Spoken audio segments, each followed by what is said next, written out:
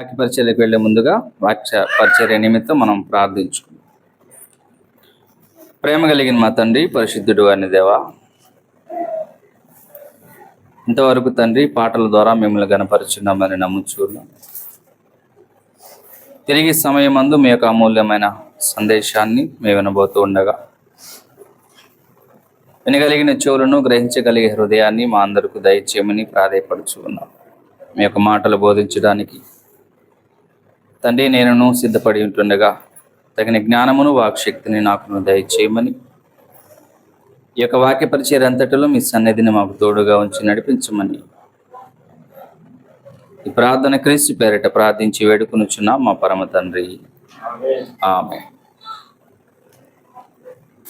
ప్రేమణ దేవుని వల్లారా, దేవుడు మనకు అనుగ్రహించినటువంటి సమయాన్ని దేవుని మాటలు మనం చెప్పుకున్నట ద్వారా, ఆయన మాటలు మనం వినట ద్వారా మనకి మేలు కలిగినట్లుగా ఈ లేఖనాలను మనం పరిశీలన చేయబోతున్నాం. దేవుడు మనకు అనుగ్రహించినటువంటి గ్రంథము మన బ్రతుకులు మార్చేదిగా, కేవలం తన యొక్క మాటల ద్వారానే మనకు రక్షణ, పాప క్షమాపణ కలుగుతుంది. కనుక ఆ మాటల ద్వారా మనం ఆదరింపబడుతూ, రక్షింపబడుతూ ఈ లోకాన్ని మనం విడిచిన తర్వాత నిత్య రాజ్యంలోనికి వెళ్ళేటువంటి గొప్ప అవకాశం మనకి దొరుకుతూ ఉంది. కనుక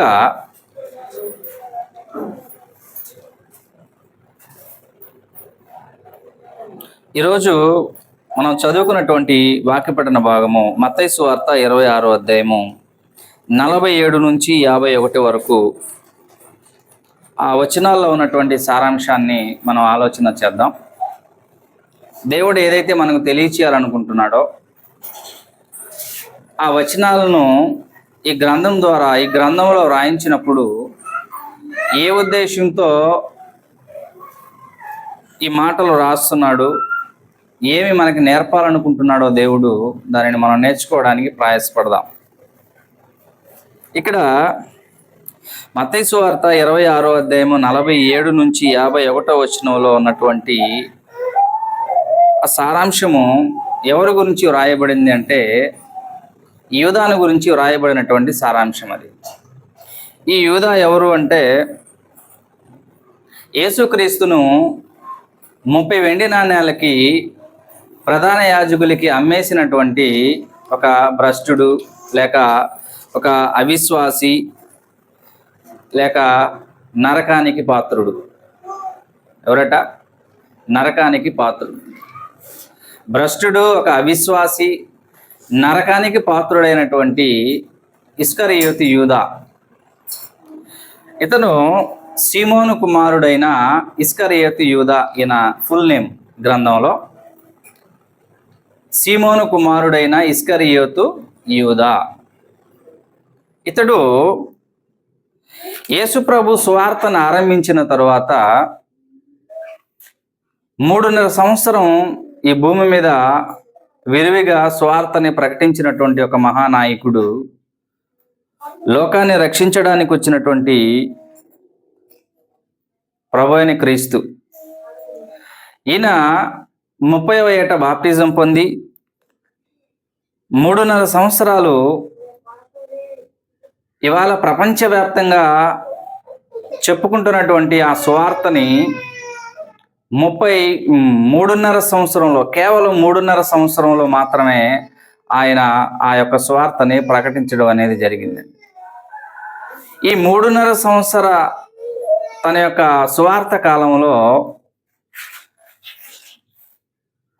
తండ్రి అయిన దేవుని చేత ఈ ఇస్కరియోతు యూదా కూడా ప్రభువుకి అప్పగింపబడినటువంటి 12 మందిలో ఒక వ్యక్తి. 12 మంది ఎవరు అంటే అపొస్తలులు. వీళ్ళని అపొస్తలులు అంటారు. ఈ 12 మంది అపొస్తలుల్లో ఈ ఇస్కరియోతు యూదా కూడా ఒక వ్యక్తి. ఇతను క్రీస్తుతో పాటు 3.5 సంవత్సరాలు సువార్త పనిలో తిరిగి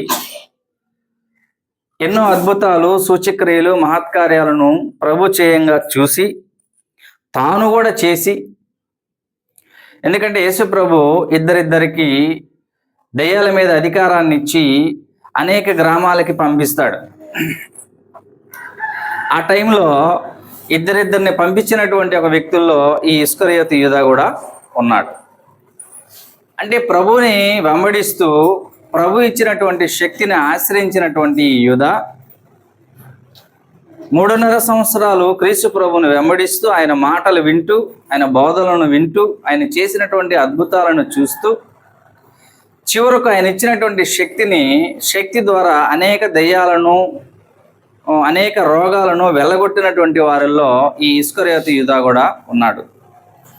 ఈయనకి దేవుడిచ్చినటువంటి గొప్పతనం ఏంటి, దేవుడు ఇతనికి ఇచ్చినటువంటి ఆధిక్యత ఏంటంటే, ఇవాళ ప్రపంచవ్యాప్తంగా క్రీస్తుని వెంబడిస్తున్నటువంటి క్రైస్తవులందరూ సజీవ రాళ్ల వలె దేవునికి ఆలయంగా కట్టబడుతూ ఉన్నప్పుడు, ఇన్ని కోట్ల మంది క్రైస్తవులు సజీవ రాళ్ల వలె ఒక మందిరంగా కట్టబడుతుంటే, ఈ మందిరము పునాదులు కలిగినటువంటి అపొస్తలులు, ప్రవక్తలు వేసినటువంటి పునాదుల మీద ఇన్ని కోట్ల మంది క్రైస్తవులు కట్టబడుతుంటే, ఆ పునాదులు ఎవరు అంటే ఈ 12 మంది అపొస్తలుల్లో వీరిలో కూడా ఈ ఇస్కరియోతు యూదాని కూడా దేవుడు ఏర్పాటు చేసుకోవడం అనేది జరిగింది. అంటే ఇంత గొప్ప ఆధిక్యతని ఈ ఇస్కరియోతు యూదాకి దేవుడు అనుగ్రహిస్తే, ఈ యూదా దానిని పోగొట్టుకున్నాడు అనేటువంటి విషయాన్ని మన గ్రంథంలో నేర్చుకోబోతున్నాం. అయితే ఈ ఇస్కరియోతు యూదా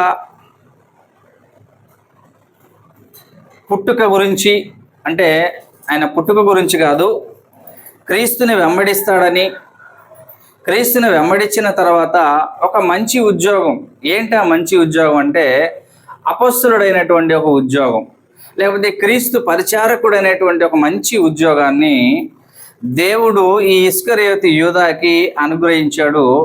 ఇది ఎప్పుడు అనుగ్రహించాడంటే, ఆల్రెడీ దానికి ఈ యూదా పుట్టక ముందే సుమారు ఒక 800 సంవత్సరాలకు పూర్వమే ఈ ఇస్కరియోతు యూదా గురించి గ్రంథంలో ముందుగానే వ్రాయబడింది.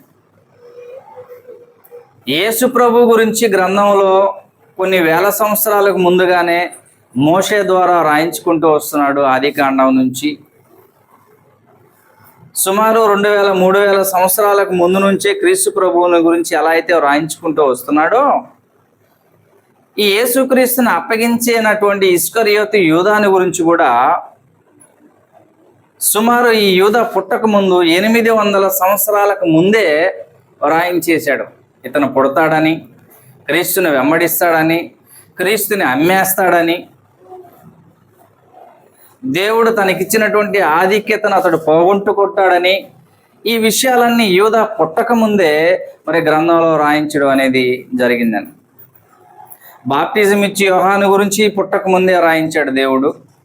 ఎందుకంటే క్రీస్తు ప్రభుకి మార్గాన్ని సరళం చేయడానికి అరణ్యంలో కేకవే ఒక వ్యక్తి అని ఈ బాప్టిజం ఇచ్చి యోహాను గురించి ముందుగానే రాయబడింది. సుమారు ఆయన పుట్టక ముందు ఒక 300 సంవత్సరాలకు ముందుగానే ఈ బాప్టిజం ఇచ్చి యోహాను గురించి గ్రంథంలో ముందుగానే దేవుడు రాయించాడు. అయితే ఇస్కరియోతు యూదా గురించి 800 సంవత్సరాలకు ముందుగానే దేవుడు గ్రంథమందు రాయించడం అనేది జరిగిందండి. అంటే ఎలా రాయించాడు ఒకసారి మన లేఖనాలు ఆధారాలను మనం చూద్దాం. ముందుగా అతను గురించి అపొస్తలుల కార్యంలో ఒక విషయాన్ని మనం చూద్దాం. ఇస్కరియోతు యూదా గురించి అపొస్తలుల కార్యము 1వ అధ్యాయము 20వ వచనంలో ఆయన గురించినటువంటి ప్రవచనాన్ని ఇక్కడ లూకా గారు అపొస్తలుల కార్యాన్ని లూకా గారు రాస్తూ ఈ అధ్యాయం 20వ వచనంలో కోట్ చేస్తున్నాడు. 20వ వచనంలో, అతని ఇల్లు పాడైపోవును గాక, దానిలో ఎవడనూ కాపురం ఉండకపోవును గాక, అతని ఉద్యోగం వేరొకడు తీసుకును గాక అని కీర్తన గ్రంథములో వ్రాయబడి ఉన్నది. ఈ మాట దావీదు కీర్తనలు 109 వచనంలో 109వ అధ్యాయం 8 నుంచి 10 వచనాల్లో రాయబడిందండి. అపొస్తలుల కార్యంలో రాయబడినటువంటి ఈ 20వ వచనం ఏదైతే ఉందో, అతని ఇల్లు పాడైపోవును గాక, దానిలో ఎవడునూ కాపురం ఉండకపోవును గాక, అతని ఉద్యోగం వేరొకడు తీసుకొనును గాక అని కీర్తనల గ్రంథంలో ముందుగానే ఇస్కరియోతు యూదా గురించి వ్రాయడం అనేది జరిగింది అని అపొస్తలుల కార్యంలో ఈ మాటని కోట్ చేస్తున్నాడు. చూద్దాం ఒకసారి దావీదు కీర్తనలో 109వ అధ్యాయము. దావీదు కీర్తనలో 109వ అధ్యాయాన్ని ఒకసారి మనం 8వ వచనం నుంచి మనం చదువుదాం. ఎవరి గురించి రాయబడింది ఈ మాటలు అంటే ఇస్కరియోతు యూదా గురించి రాయబడినటువంటి మాటలు ఇవి.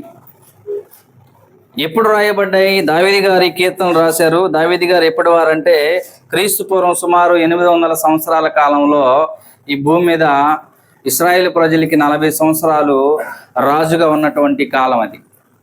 ఇది క్రీస్తు పూర్వం సుమారు ఒక 800 సంవత్సరాల పూర్వం రాయబడినటువంటి గ్రంథం ఇది.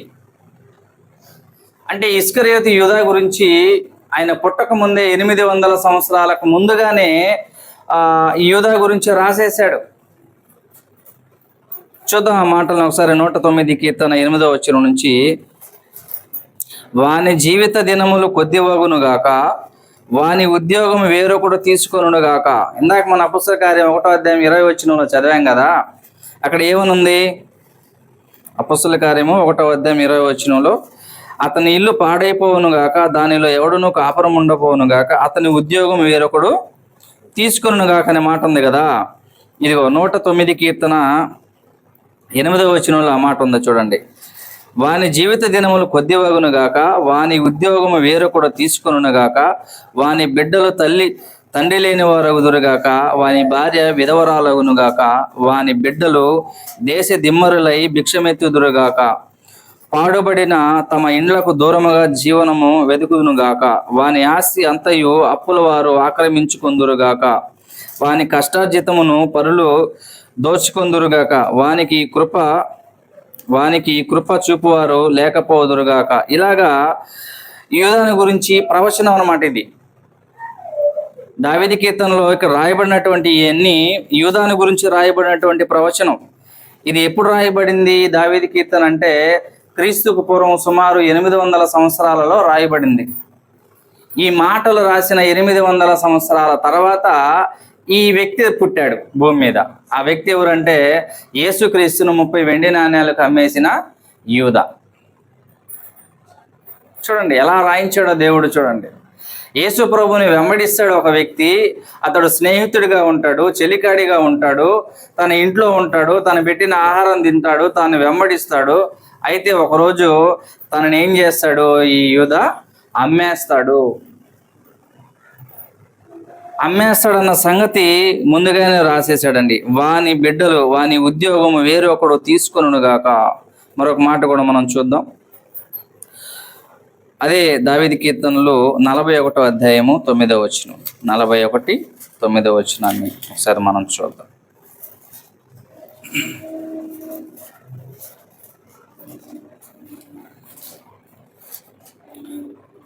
కీర్తనలో 41 9వ వచనం. నేను నమ్ముకొనిన నావిహితుడు నా ఇంట భోజనము చేసిన వాడు నన్ను తన్నుటకై తన మడిమెనెత్తెను. ఎవరంట ఆయన? యూదా గురించి రాయబడినటువంటి మాట. యూదా అప్పటికి పుట్టలేదు. 800 సంవత్సరాల తర్వాత ప్రభు జీవించేటువంటి కాలంలో పుట్టేటువంటి వ్యక్తి, ప్రభుతో అనుచరుడిగా తిరిగేటువంటి వ్యక్తి. అతని గురించి ఆయన పుట్టక ముందే 800 సంవత్సరాలకు ముందుగానే దావీదు గారి చేత దేవుడు ముందుగా రాయిస్తున్నాడు. తన ఇంట భోజనం చేశాడంట. నేను నమ్ముకొనిన నావిహితుడు నా ఇంట భోజనము చేసిన వాడు. మరి ప్రభుతో భోజనం చేశాడు కదండి. ఇస్కరియోతు యూదా 3.5 సంవత్సరాలు శిష్యరికం చేసిన తర్వాత క్రీస్తును వెంబడిస్తున్నాడు కదా. క్రీస్తు ఎక్కడ ఉంటే అక్కడ ఉంటున్నాడు, ఎక్కడ పడుకుంటే అక్కడ పడుకుంటున్నాడు, ఎక్కడ స్వార్థ చేస్తే అక్కడికి వెళ్తున్నాడు, తను ఎక్కడ తింటే అక్కడ తింటున్నాడా లేదా? ఇస్కరియోతు యూదా తింటూ ఉన్నాడు. 3.5 సంవత్సరాలు క్రీస్తును వెంబడించినటువంటి ఇస్కరియోతు యూదా తన చెలికాడిగా, తన స్నేహితుడిగా, నావిహితుడు అంటే చెలికాడు, తన సొంతవాడు, తన ఇంటిలో భోజనము చేసినటువంటి వ్యక్తి. ఎవరింటిలో? క్రీస్తు ప్రభు ఇంటిలో భోజనం చేసినటువంటి వ్యక్తి ఏం చేస్తాడంట? నన్ను తన్నుటకై తన మడిమేలెత్తెను. చూసారా,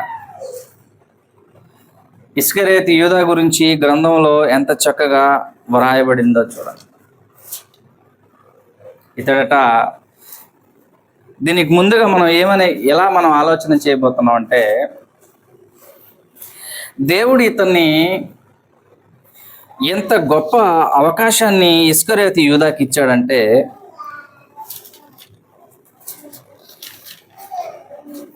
కోటాను కోట్ల మంది క్రైస్తవులు పునాదులు కలిగినటువంటి అపొస్తలుల మీద కట్టబడతారు. క్రీస్తు మూలరాయి అయితే, అపొస్తలు ప్రవక్తలు పునాదులైతే, వీరి మీద కోటాన మంది కోట్ల క్రైస్తవులు సజీవ రాళ్ల వలె ఆలయంగా కట్టబడతారండి. అంటే మాదిరిగా ఒక గొప్ప ఆధిక్యతని ఈ ఇస్కరియోతు యూదాకి దేవుడు అనుగ్రహించాడు. అపొస్తలుడిగా పిలవడం అంటే మామూలు పని కాదండి. క్రీస్తు సహవాసానికి, తన కుమారుడైన క్రీస్తు సహవాసానికి పిలిచాడు కదా, మరి ఆయన ఎంత గొప్ప చేశాడో అతన్ని పిలిచి. ఇంకోటి ఏంటంటే, ఇస్కరియోతు యూదా ప్రభు దగ్గర ఉన్నప్పుడు అతడు డబ్బు సంచి కూడా యూదా దగ్గరే ఉండేది. ట్రెజరర్గా కూడా ఉన్నాడు ఆయన. వాళ్ళు ఒక కమిటీగా వెళ్తా ఉన్నారు. క్రీస్తు ప్రభు అపొస్తలులు 12 మంది కలుసుకొని ఒక కమిటీగా ఒక స్వార్థ పనిలో వాళ్ళు వెళ్తూ ఉన్నప్పుడు, వీళ్ళని ప్రేమించి వాళ్ళ యొక్క అవసరతల కొరకు సహాయం చేస్తుంటారు కదా అనేక మంది. అవన్నీ స్టోర్ చేయడానికి ఒక వ్యక్తి ఉండాలి, ట్రెజరర్గా ఒక వ్యక్తి ఉండాలని ఒక వ్యక్తిని ప్రభువు నియమించుకున్నాడు. ఆ వ్యక్తి ఎవరంటే ఈ ఇస్కరియోతు యూదానే. డబ్బు సంచిని యూదా దగ్గరే పెట్టేవాడు యేసు ప్రభు. ఎవరైతే కానుకలుగా చందాగా ఇస్తూ ఉంటారో ఆ డబ్బు అంతా ఆ సంచిలో వేస్తూ అది ఇస్కరియోతు యూదా దగ్గర ఉంచడం అనేది జరుగుతూ వస్తుందని. మరి ఎంత గొప్ప అవకాశాన్ని ప్రభు ఈ యూదాకి అనుగ్రహించాడో చూడండి. ఎంత గొప్ప ఆధిక్యతని మరి ఇతనికి అనుగ్రహిస్తే, ఇతను ఏం చేశాడంటే దాన్ని పోగొట్టుకున్నాడు. దేవుడు అనుగ్రహిస్తాడండి ఒక గొప్ప అవకాశాన్ని. తన యొక్క మహాప్రేమను బట్టి చనిపోయినటువంటి మనలను తన కుమారుడైన క్రీస్తు ద్వారా మనల్ని బ్రతికించి, మరలా తన కుమారుని యొక్క స్వారూప్యంలోనికి రావడానికి తన యొక్క మహాప్రేమను బట్టి మనల్ని ఏ రీతిగా పిలుస్తున్నాడో, ఆయన పిలిచినటువంటి ఆ గొప్ప పిలుపుకి తగినట్టుగా కలిగినటువంటి జీవితము మనలో ఉండాలి అని దేవుడు మనకు ఈ మధ్యాహ్నకాల సమయంలో తెలియజేస్తున్నాడు. చూడండి, ఇస్కరియోతు యూదా ఎంత గొప్ప అవకాశాన్ని ఇచ్చాడంటే, ఒక అపొస్తలుడు అనేటువంటి గొప్ప అవకాశాన్ని ఈ యూదాకి అనుగ్రహిస్తే, ఈ యూదా ఏం చేశాడంటే దాన్ని పోగొట్టుకున్నాడు. ఇచ్చినటువంటి గొప్పతనాన్ని పోగొట్టుకుంటే అలా పోగొట్టుకున్నటువంటి వ్యక్తిని దేవుడు ఏమంటున్నాడో ఒకసారి మనం చూద్దాం. హెబ్రీ పత్రిక 12వ అధ్యాయంలో, హెబ్రీ పత్రిక 12వ అధ్యాయము, ఇక్కడ ఒక వ్యక్తి ఉన్నాడు. ఈయన ఎవరంటే ఇస్సాకు కుమారులు ఇద్దరు, ఒక ఆయన ఏశావు, ఇంకొక ఆయన యాకోబు. ఏశావు పెద్దవాడు, యాకోబు చిన్నవాడు. అయితే ఏశావు ఒకరోజు ఏం జరిగిందంటే,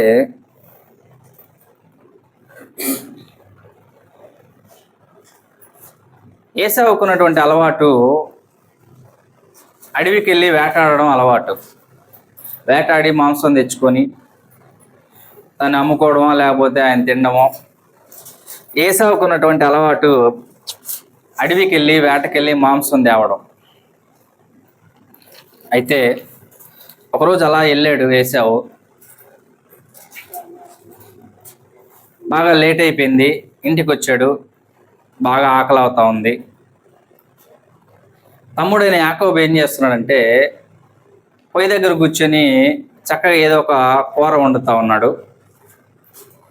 ఈ అన్నయ్యని ఏశావు వచ్చి, అరే తమ్ముడు, నాకు బాగా ఆకలి అయిపోతుంది, నీరసం అయిపోయాను, చచ్చిపోయేటట్టున్నాను రా, కొద్దిగా నీ దగ్గర ఉన్న ఆ కూర కొద్దిగా నాకు పెట్టు, నేను తినేస్తానని చెప్పి తమ్ముడిని అడుగుతాడు ఏశావు, యాకోబుని అడుగుతాడు. అప్పుడు యాకోబు ఏం చేస్తాడంటే, నీకు నా కూర ఇయ్యాలంటే నీ జ్యేష్ఠత్వ హక్కు నాకు ఇచ్చేస్తావా అని అడుగుతాడు. అంటే ఏశావు పెద్ద కుమారుడు కదా, పెద్ద కుమారుడుగా పుట్టడంలో ఉద్దేశం ఏంటంటే, ఒక కుటుంబానికి ఒక వ్యక్తి పెద్ద కుమారుడిగా పుట్టాడు అంటే అది దేవుని యొక్క ఆశీర్వాదమే. తెలుసా అండి? ఒక కుటుంబానికి ఒక పెద్ద కొడుకుగా పుట్టాడు అంటే అది వాడు పుట్టింది కాదు, వాడి తల్లిదండ్రులు కూడా వాడిని కోరుకున్నది కాదు. కానీ పెద్దవాడిగా ఒకడిని పుట్టాడు అంటే ఆ జ్యేష్ఠత్వ హక్కు, ఆ ప్రధాన కుమారత్వపు హక్కుని, ఆ స్థితిని దేవుడే అతనికి కలుగు చేస్తున్నాడు. ఏశావుని పెద్ద కుమారుడిగా పుట్టించాడంటే, పెద్ద కుమారుడిగా పుట్టినటువంటి వ్యక్తికి ఏం దొరుకుతాయంటే, తండ్రి తర్వాత సమస్త ఆస్తి మీద ఆధిపత్యము, అధికారము దొరుకుతుంది. జ్యేష్ఠ కుమారుడికి తండ్రి తర్వాత ఇంక తనకున్నటువంటి యావత్ ఆస్తి మీద సర్వాధికారం ఉంటుంది. జ్యేష్ఠత్వ హక్కు అంటే ఎంత గొప్పది. మొట్టమొదటి ప్రిఫరెన్స్ పెద్ద కుమారుడికే దొరుకుతుంది కుటుంబంలో. అయితే ఏశావు ఏం చేశాడంటే, ఒరే నేను చచ్చిపోబోతున్నాను రా, ఇంకా నాకెందుకు ఈ జ్యేష్ఠత్వ హక్కు, అదేదో నువ్వే తీసుకో, నాకు కొంచెం ఆ కూర వేసేస్తే నేను తిని బతుకుతాను రా అని అడుగుతాడు. అప్పుడు దానికి యాకోబు ఏమంటాడంటే, ఇది అట్లా కాదు, నాకు ప్రామిస్ చేయాలి నువ్వు అని అంటాడు. ఏదో ఊరికి నేను తీసుకుపో అనేస్తే సరిపోదు, నాకు ప్రామిస్ చేయాలా అని అంటాడు. సరే అట్టాగే నువ్వు చెప్పినట్టుగా నేను ప్రామిస్ చేస్తున్నాను, ఆ దేవుని మీద ఒట్టు, నాకున్న ఈ జ్యేష్ఠత్వ హక్కు నువ్వే తీసుకో, నాకు ముందు ఆ కూర పడేసే అని ప్రమాణం చేసేస్తాడు ఏశావు. అలాగ జ్యేష్ఠత్వ హక్కుని ఒక కూర కోసం అమ్మి వేసుకున్నాడు ఏశావు. అలాంటి హక్కుని అమ్మి వేసుకున్నటువంటి ఒక వ్యక్తి గురించి, అలాంటి వ్యక్తిని ఏమంటున్నాడు దేవుడు ఒకసారి మనం చదువుదాం. హెబ్రీ పత్రిక 12వ అధ్యాయము 16వ వచనం చదువుదాం. హెబ్రీ పత్రిక 12వ అధ్యాయం 16వ వచనం. ఒక పూట కూటి కొరకు తన జ్యేష్ఠత్వ హక్కును అమ్మి వేసిన ఏశావు వంటి భ్రష్టుడైనను వ్యభిచారి అయినను ఉండినేమో అనియు జాగ్రత్తగా చూచుకొనిడి. జ్యేష్ఠత్వ హక్కుని అమ్మి వేసుకున్నటువంటి ఒక వ్యక్తిని దేవుడు ఏమంటున్నాడు ఇక్కడ? భ్రష్టుడు ఏమంటున్నాడమ్మా? భ్రష్టుడు, వ్యభిచారి అంటున్నాడు. అంటే దేవుడు ఒక గొప్ప అవకాశాన్ని ఇచ్చాడు, ఒక ఆధిపత్యాన్ని ఇచ్చాడు, ఒక అధికారాన్ని ఇచ్చాడు, ఒక జ్యేష్ఠత్వ హక్కునిచ్చాడు. ఇస్సాకుకి పెద్ద కుమారుడుగా ఆ జ్యేష్ఠత్వాన్ని ఇచ్చాడు. అయితే ఒక పూట కూటి కొరకు తన జ్యేష్ఠత్వ హక్కుని ఏం చేసుకున్నాడు ఏశావు? అమ్మి వేసుకున్నాడు. అలా అమ్మి వేసుకున్నటువంటి వ్యక్తి, అంటే పోగొట్టుకున్నటువంటి ఆ వ్యక్తిని దేవుడు ఏమంటున్నాడు అంటే భ్రష్టుడు, వ్యభిచారి అంటున్నాడు. మంచోడు, బుద్ధిమంతుడు, నీతిమంతుడు అన్నాడండి? అన్నాడు అక్కడ? అలా ఉందా? అలా లేదు అక్కడ. భ్రష్టుడట, వ్యభిచారి అట. ఎందుకు అతడు భ్రష్టుడయ్యాడు? ఎందుకు అతడు వ్యభిచారిగా ముద్రింపబడ్డాడు అంటే, తనకి ఇవ్వబడినటువంటి ఆధిక్యత, ఆ గొప్పతనాన్ని పోగొట్టుకున్నాడు గనుక. దేవుడు ప్రతి మనిషికి కూడా ఒక్కొక్క గొప్పదనాన్ని ఇస్తూ ఉన్నాడు. ప్రతి మనిషికి కూడా చక్కని గొప్పదనాన్ని దేవుడు అనుగ్రహిస్తూ ఉన్నాడు. ఇస్కరియోతు యూదా తన చోటుకి పోవుటకు తప్పిపోయి పోగొట్టుకొనిన ఇస్కరియోతు యూదా తన చోటుకి పోవాలట. ఆ చోటు ఏంటి అంటే జ్యేష్ఠులు నివాసం ఉండేటువంటి ఒక లోకం, పరలోకం. నీతిమంతులు నివాసం ఉండేటువంటి ఒక లోకం పరలోకం, దేవుని పిల్లలు నివాసం ఉండేటువంటి లోకమే పరలోకం. ఆ లోకానికి పోవడానికి ఈ ఇస్కరియోతు యూదా పోగొట్టుకున్నాడు. అపొస్తలుల కార్యం 1వ అధ్యాయం ఒకసారి మనం చదువుదాం. అపొస్తలుల కార్యములు 1వ అధ్యాయము 24-25 వచనాలు మనం చదువుదాం. అపొస్తలుల కార్యములు 1వ అధ్యాయం 24-25 వచనాలు. ఇస్కరియోతు యూదా గురించి ఏమని చెప్పబడిందో ఇట్లని ప్రార్థన చేస్తున్నారు. అందరి హృదయములను ఎరిగి ఉన్న ప్రభువా, తన చోటికి పోవుటకు యూదా తప్పిపోయి పోగొట్టుకొనిన. చాలండి, చాలు. వాళ్ళు ప్రార్థన చేస్తున్నారు.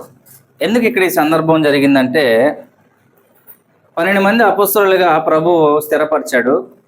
అయితే ఈ 12 మందిలో ఈ యూదా తన యొక్క అపొస్తలత్వాన్ని పోగొట్టుకున్నాడు. ఎలా పోగొట్టుకున్నాడంటే, ప్రభుని 30 వెండి నాణేలకు అమ్మివేసి నేను తప్పు చేశానని అతను ఏం చేశాడంటే ఉరిపెట్టుకొని చచ్చిపోయాడు. ఉరిపెట్టుకొని చనిపోయిన తర్వాత ఇంకెంతమంది మిగిలారు? అపొస్తలులు 11 మంది మిగిలారు. ఈ 11 మందిలో 12వ వ్యక్తిగా మరొక వ్యక్తి కావాలి ఇప్పుడు అపొస్తలులుగా. అప్పుడు ఏం చేశారంటే మిగిలిన 11 మంది అపొస్తలులు కలిసి ఏం చేశారంటే 12వ వ్యక్తిగా మనకు ఒక వ్యక్తి కావాలి, కాబట్టి ఈ యొక్క 12వ వ్యక్తిగా మనం ఎంచుకోవాలంటే బాగా అనుభవం ఉన్న వాళ్ళనే మనం ఎంచుకోవాలి. కాబట్టి అనుభవం ఉన్న వాళ్ళలో ఎవరు అంటే ప్రారంభం నుంచి క్రీస్తుతో పాటు మనతో పాటు క్రీస్తుని వెంబడించినటువంటి వారిలో 2 ఉన్నారట. వాళ్ళిద్దరు ఎవరంటే పై వచనాల్లో చెప్పబడుతుంది. ఒక ఆయన పేరు బర్సబా అనబడిన యోసేపు, మరొక పేరు మత్తీయ. బర్సబా అనబడిన యోసేపు, మత్తీయ అనేటువంటి వీళ్ళిద్దరు కూడా ప్రారంభం నుంచి యేసు ప్రభుతో పాటు కూడా వెంబడించినటువంటి వారే వీళ్ళు. కానీ అపొస్తలులుగా పిలువబడలేదు, కానీ ఆయనను వెంబడించినటువంటి వ్యక్తులు వీళ్ళిద్దరు కూడా. ఇప్పుడు ఈ 11 మంది అపొస్తలులు ఏం చేశారంటే 12వ వ్యక్తిగా అపొస్తలుని మనం ఎంచుకుందాం.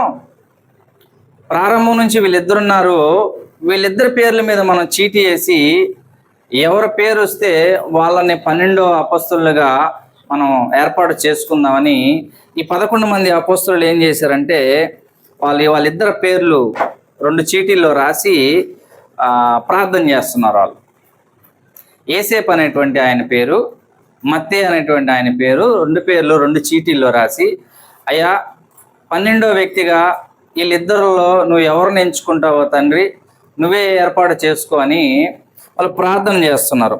ప్రార్థన చేసేటప్పుడు ఏమని ప్రార్థన చేస్తున్నారంటే ఇట్లని ప్రార్థన చేసిరి. అందరి హృదయములను ఎరిగి ఉన్న ప్రభువా, తన చోటికి పోవుటకు యూదా తప్పిపోయి పోగొట్టుకునే ఈ పరిచర్యలో, అయ్యా యూదా వచ్చాడు కదా, అతను తన చోటికి పోవలసినటువంటి చోటికి పోకుండా తప్పిపోయి పోగొట్టుకున్నాడయ్యా. బాగా వినాలి, ఏదో ధ్యాసలో ఉన్నట్టున్నారు అందరూ. కొంచెం ఇటు పెట్టండి మైండ్, లేకపోతే నాకు చెప్పడానికి కుదరదు. మనసు ఇటు పెట్టండి. ఈ యూదా ఏం చేశాడంటే తన చోటికి పోవడానికి తప్పిపోయాడు అనమాట, పోగొట్టుకున్నాడు దీన్ని. అయ్యా ఈయన పోగొట్టుకున్నాడు. అయితే ఈ యోసేపు ఈ మత్తయి అనేటువంటి వీళ్ళిద్దరు ఉన్నారు, ప్రారంభం నుంచి మీ గురించి బాగా ఎరిగినటువంటి వారు. వీళ్ళిద్దరిని నువ్వు ఎవరిని ఎంచుకుంటావో ఎంచుకో అని వాళ్ళు ప్రార్థన చేస్తున్నారు. ప్రార్థన చేసి చీటీలు వేసినప్పుడు ఆ రెండింటిలో ఒక చీటీ వీళ్ళు ఎత్తితే అది మత్తయి పేరు మీద చీటీ వచ్చింది. అప్పటి నుంచి 12 అపొస్తలుడిగా మత్తయి లిస్టులోకి రావడం అనేది జరిగింది. అయితే వాళ్ళ ప్రార్థన ఏమైనా చేశారంటే యూదా తన చోటికి పోవడానికి తప్పిపోయి పోగొట్టుకున్నాడు. తన చోటికి అంటే ఎక్కడికి? పరలోకానికి, దేవుని రాజ్యంలోనికి, ఆ ఉన్నతమైన స్థితిలోనికి పోవడానికి పోగొట్టుకున్నాడు యూదా. ఏం చేశాడంట? పోగొట్టుకున్నాడు. దేని చేత పోగొట్టుకున్నాడు? ఎందుకు పోగొట్టుకున్నాడు? ఎంత గొప్ప అవకాశాన్ని దేవుడు ఈ ఇస్కరియోతు యూదాకు అనుగ్రహించాడు. ఎందుకు పోగొట్టుకున్నాడు అంటే తన యొక్క అవిధేయత, తన యొక్క భ్రష్టత్వం, ధనాపేక్ష 3.5 సంవత్సరాలు వెంబడించాడు. ఇంక ఈ లోపల ఈయన సిలువేస్తారట, ఈయన చంపేస్తారంట, ఈయన పరలోకానికి వెళ్ళిపోతాడట. మరి మాకు ఇంకేం దొరుకుద్ది? మేము ఇప్పుడు దాకేమో యూదులకు రాజు అని ఈయన అనుకుంటున్నాం. రాజు అంటే ఈయన రాజు అవ్వబోతాడు భూ సంబంధంగా. మరి ఈయన రాజు అయితే ఈయన కింద నాకు మంత్రి సీటు వస్తుందేమో అని అనుకుని వెంబడించాడు పాపం ఇస్కరియోతు యూదా 3 సంవత్సరాలు. అయితే చివరికి ఈయన బోధ ఎలా ఉందంటే, నా రాజ్యము ఈ లోక సంబంధమైనది కాదు, నా రాజ్యం పరలోకానికి సంబంధమైనది, లేక ఆత్మ సంబంధమైన రాజ్యంనైనా.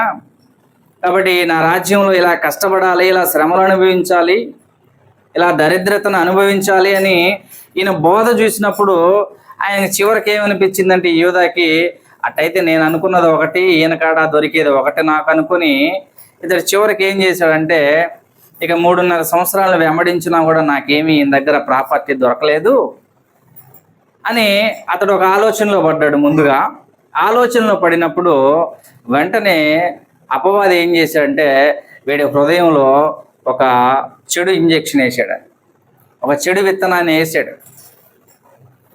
ఏంటి ఆ చెడు విత్తనం? బయటనే ఉంటాడు వాడు, ఒక చెడు విత్తనం వేస్తాడు లోపల. ట్రైల్ వేసాడు, అది మొలిచింది. మనం కూడా చూడండి, ఎండాకాలంలో కానీ వర్షాకాలంలో విత్తనాలు వేస్తాం కదా. వర్షాకాలంలో వేస్తాం ఏదైనా విత్తనాలు, చక్కగా మొలుస్తాయి.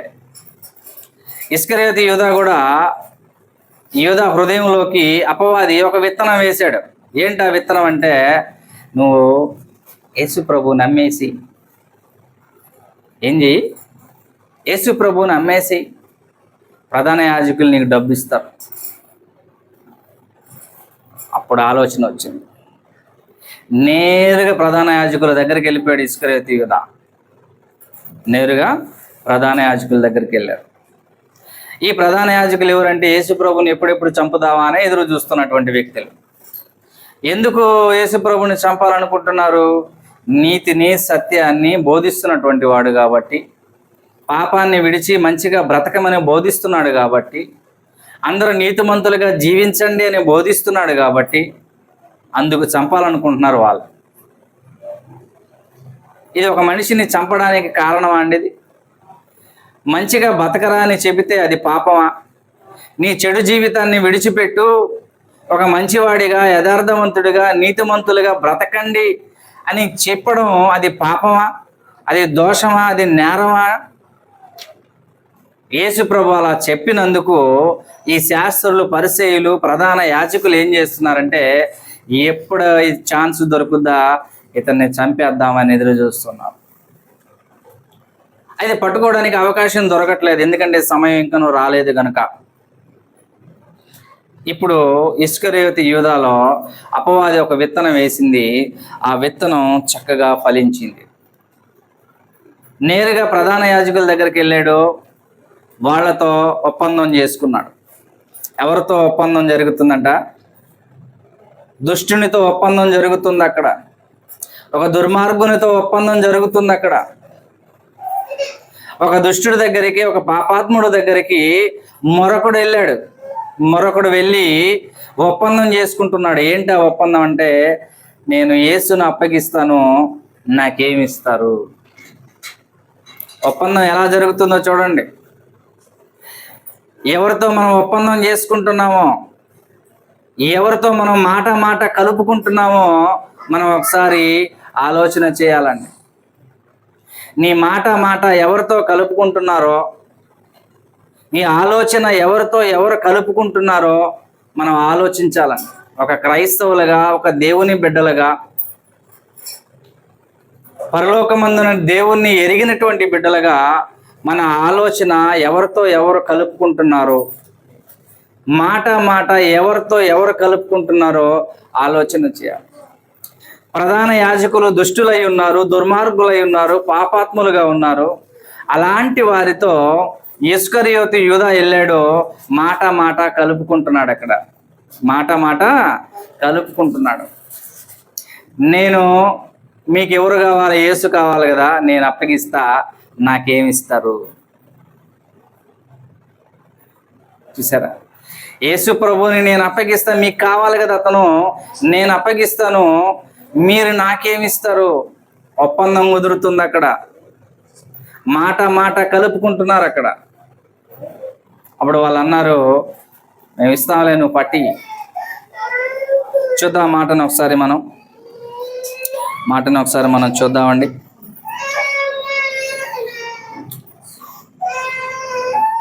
యోహాను సువార్త 13వ అధ్యాయము, 1-2 వచనాలు ఒకసారి మనం చదువుదాం. యోహాను సువార్త 13వ అధ్యాయం 1-2 వచనాలు. తాను ఈ లోకము నుండి తండ్రి యొద్దకు వెళ్ళవలసిన గడియ వచ్చినని యేసు పస్కా పండుగకు ముందే ఎరిగిన వాడై లోకములో ఉన్న తన వారిని ప్రేమించి వారిని అంతము వరకు ప్రేమించును.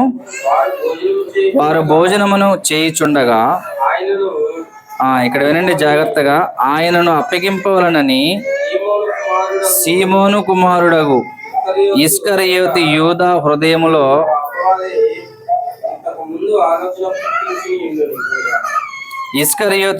హృదయములో అపవాది ఇంతకు ముందు ఆలోచన పుట్టించి ఉండెను. ఏం చేస్తున్నాడంట? ఇస్కరియోతు యూదా హృదయంలో అపవాది ఇంతకు ముందే ఆలోచన పుట్టించి ఉన్నాడు. ఒక విత్తనం వేసాడండి.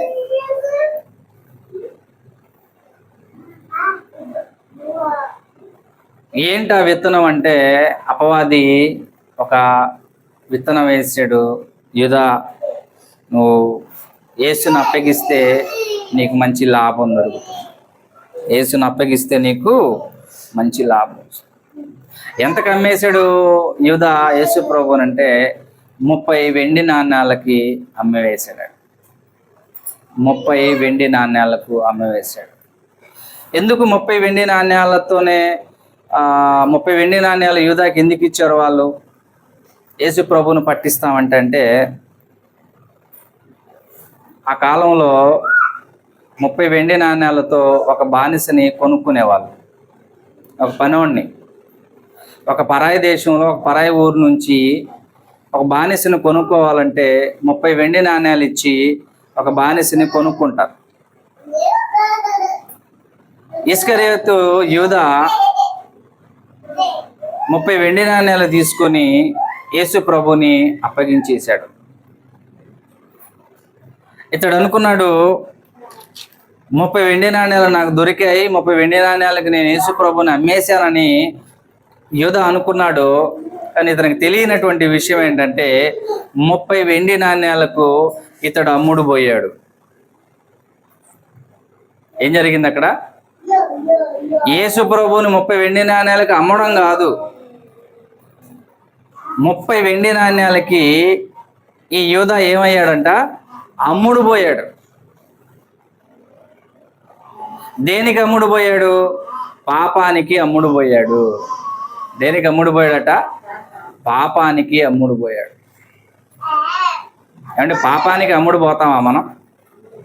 పాపానికి అమ్ముడు పోతామంటే అమ్ముడు పోతాం. యూదా అమ్ముడు పోయాడు. నీతిమంతుడైన క్రీస్తుని అమ్మేశాడు కదా 30 వెండి నాణ్యాలకు.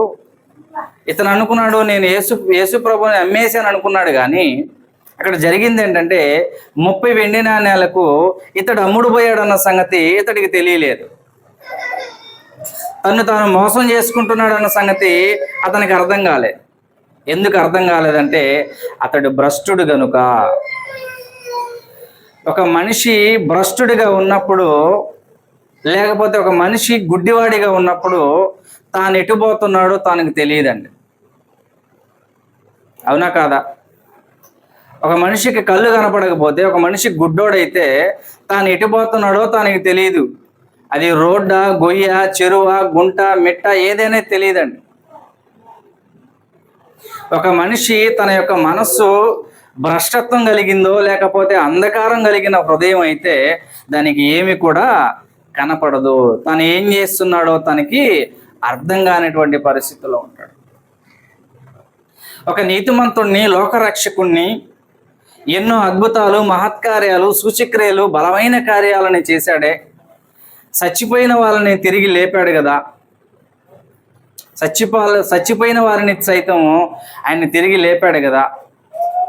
5 రొట్టెలు 2 చేపలతో 5,000 మందికి ఆహారం పెట్టాడు. మరి ఎంత అద్భుతకరుడండి యేసు ప్రభు. ఇవన్నీ తన కళ్ళతో చూసినటువంటి యూదా మరి వాడు గుడ్డోడనాలా లేకపోతే మంచోడనాలా చెప్పండి. అతడు మంచోడై ఉంటే ప్రభువుని అమ్మడు. అక్కడ జరిగింది ఏంటంటే తాను 30 వెండి నాణాలకి అమ్ముడు పోయేటువంటి వ్యక్తిని దేవుడు అంటున్నాడు భ్రష్టుడు, వ్యభిచారి అంటున్నాడు. ఏమంటున్నాడంట?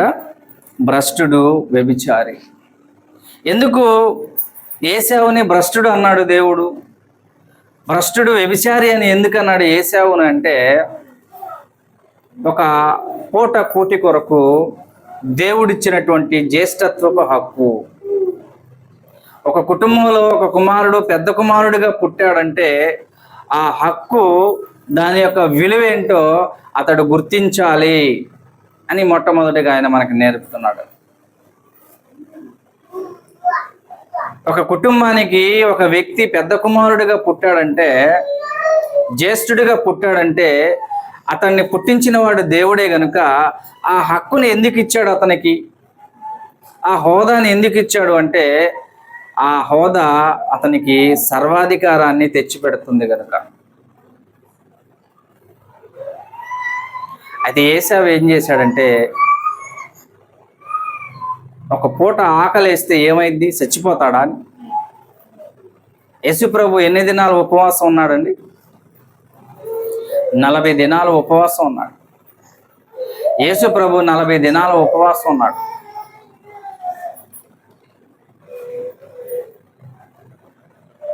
కొంతమంది 3 దినాలు ఉపవాసం ఉంటారు, 2 దినాలు ఉంటారు, 3 పూట్ల కూడా ఉపవాసం ఉంటారు. కానీ ఇతడు ఒక్క పూట కూడా ఉండలేక, ఆకలికి ఉండలేక తాను చచ్చిపోతానేమో అని భయం వేసి, చచ్చిపోయే నాకు ఈ జ్యేష్ఠత్వ హక్కు ఎందుకురా అని అమ్మేసుకున్నాడు ఆ హక్కుని. దేనికి అమ్మేసుకున్నాడు అంటే ఏదో పెద్ద ఆస్తికో కాదండి, కూర, ఒక పూట కూటి కూర. అంటే అతనికి ఇవ్వబడినటువంటి ఆ హక్కు యొక్క విలువేంటో అతడు గుర్తించలేదు. అయితే యాకోబుకి ఆ విషయం బాగా తెలుసు. తన తమ్ముడైనటువంటి యాకోబుకి ఆ విషయము బాగా తెలుసు. ఇప్పుడు జ్యేష్ఠత్వుడికి లేకపోతే పెద్ద కుమారుడికి ఏదైతే దొరుకుతుందో అది యాకోబు ముందుగా ఎరిగిన వాడే ఏం చేశాడంటే ఆ హక్కుని ఇతడు కొన్నాడు. కొనిన తర్వాత ఇతనికి వచ్చినటువంటి లాభం ఏంటంటే తండ్రి యొక్క ఆశీర్వాదము యాకోబు పొందాడు. యాకోబు ఆశీర్వదింపబడ్డాడు. ఏశావు ఏం చేయబడ్డాడట? శపించబడిన వాడై అరణ్యంలోనికి వెళ్ళిపోయాడు. అంటే యాకోబు ఆశీర్వదింపబడ్డాడు. అంటే నిజానికి ఆశీర్వాదం అనేది పెద్ద కుమారుడికి ఇవ్వాలి. ఆ పెద్ద కుమారుడు ఏశావు అయినప్పుడు ఇస్సాకు ఏం చేస్తాడంటే ఏశావుని పిలిచి, అయ్యా నేను అందరి వలె నేను కూడా మరణించే సమయం ఆసనం అయిపోయింది, కాబట్టి నా దగ్గర ఒక ఆశీర్వాదం ఉంది, అది నీకే దక్కాలి, ఎందుకంటే నువ్వు పెద్ద కుమారుడివి, జ్యేష్ఠ కుమారుడివి కనుక, కాబట్టి నిన్ను నేను ఆశీర్వదిస్తాను నేను పోయే ముందు. కాబట్టి నువ్వేం చేస్తావంటే నన్ను ముందు సంతోషపరచాలి. నన్ను నువ్వు సంతోషపరిస్తే నేను నీకు ఇవ్వాల్సినటువంటి ఆశీర్వాదాన్ని ఇస్తాను అంటాడు. మరి ఏం చేయమంటావు తండ్రి అంటే ఇస్సాకు అంటాడు, నువ్వు అడవిలోకి వెళ్ళి యథావిధిగా నా కొరకు ఒక మంచి మాంసం వేటాడి తీసుకొని నాకు వచ్చి పెడితే నేను దాన్ని తృప్తిగా తిని నేను సంతోషించిన వాడినై నిన్ను ఆశీర్వదిస్తాను అని అంటాడు. అప్పుడు చక్కగా ఏసేవ్ ఏం చేస్తాడంటే గబగబా అరణ్యంలోకి వెళ్ళిపోయి ఆయన వేటాడి మాంసం తీసుకొస్తాడు. ఈ లోపల ఏం జరుగుద్దంటే తల్లి తన తమ్ముడైనటువంటి యాకోబుకి ఈ విషయాన్ని చెప్పి, అరే మీ నాన్న ఆశీర్వాదం నీకు ఇవ్వాల్సింది పోయి నీ అన్నకి ఇస్తానంటున్నాడు, కాబట్టి నువ్వేం చేస్తావంటే నేను చెప్పినట్టుగా చేయని చెప్పి ఆ పక్కనే ఉన్న గొర్రె పిల్లని తీసుకొని వచ్చి దాన్ని బాగా రెడీ చేసి వంటంతా చేసి పాపం తల్లి యాకోబుకి ఇచ్చి పంపించేస్తుంది. ఈ యాకోబు తీసుకొని వెళ్ళి ఏసేవులాగా వెళ్ళిపోయి తండ్రికి ఈ ఆహారం పెట్టేస్తాడు. ఈ ఆహారం పెట్టేసిన తర్వాత తండ్రి ఆహారం తినేసి యాకోబుని ఆశీర్వదిస్తాడు. యాకోబుని ఏం చేస్తాడు? ఆశీర్వదిస్తాడు. ఇప్పుడు ఎవరైతే ఇస్సాకు కోరుకున్నాడో ఏసేవు, అతడు వస్తాడు. ఇతన్ని ఆశీర్వదించిన తర్వాత ఏసేవు వచ్చి, అయ్యా ఇదిగోయ్యా నువ్వు చెప్పినట్టుగా నేను వేటాడి మాంసం తీసుకుని వండుకొని చక్కగా తీసుకొని వచ్చానయ్యా అని అన్నప్పుడు అప్పుడు తండ్రి బహు దుఃఖపడతాడు. అరే ఇప్పుడు దాకా మరి నేను తినేసాను కదా ఆహారం, నువ్వు కాదా అంటే, అయ్యా నేను కాదయ్యా, నేను ఇప్పుడే వచ్చానయ్యా అని అంటే, అరే అట్టయితే నీ తమ్ముడు మోసం చేశాడు రా. అందుకు చాలామంది ఏమంటారంటే యాకోబు మోసగాడు అని అంటారండి. కానీ మోసగాడు కాదు, యాకోబు మోసగాడు కాదు. ఎందుకు చెప్పమంటారా? యాకోబు ఎందుకు మోసగాడు కాదు అంటే, యాకోబు న్యాయంగా ఏసావు దగ్గర ఆ హక్కును కొనుక్కుంటాడా లేదా?